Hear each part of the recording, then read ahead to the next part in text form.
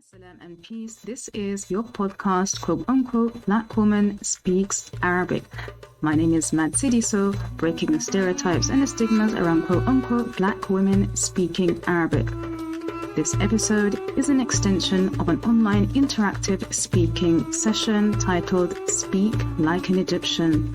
This is episode 1. Evonne and Maymoona are a couple of friends who decided to go to Egypt together.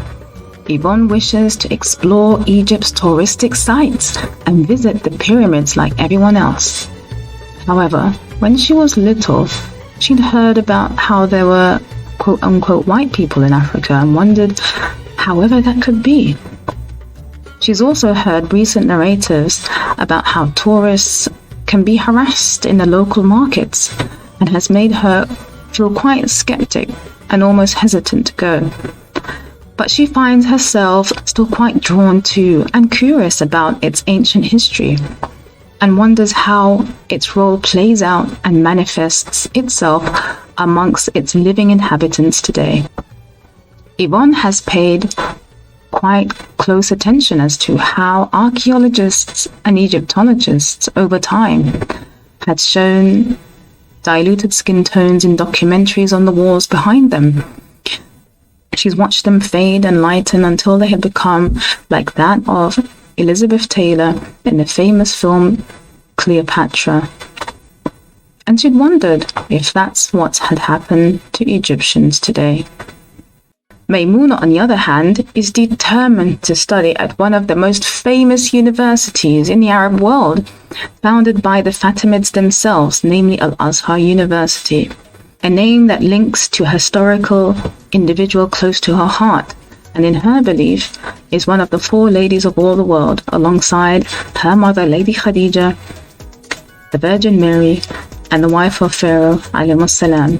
But Maymoona too has her own set of concerns, and while she's looking forward to be surrounded by the echoes of calls to prayer 5 times a day, and not having to worry every time she makes a purchase as to whether it's halal or not, and to roam the streets freely with her headscarf without having to worry about being harassed or the stereotypes or stigmas.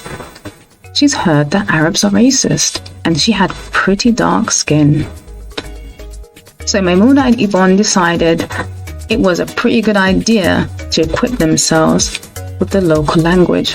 They had learnt that Egypt, in fact, speaks not the modern standard Arabic or the Quranic Arabic, but their own dialect, a dialect that is understood by many of the Arabic-speaking countries, but not all Arabic-speaking countries can understand each other's dialect.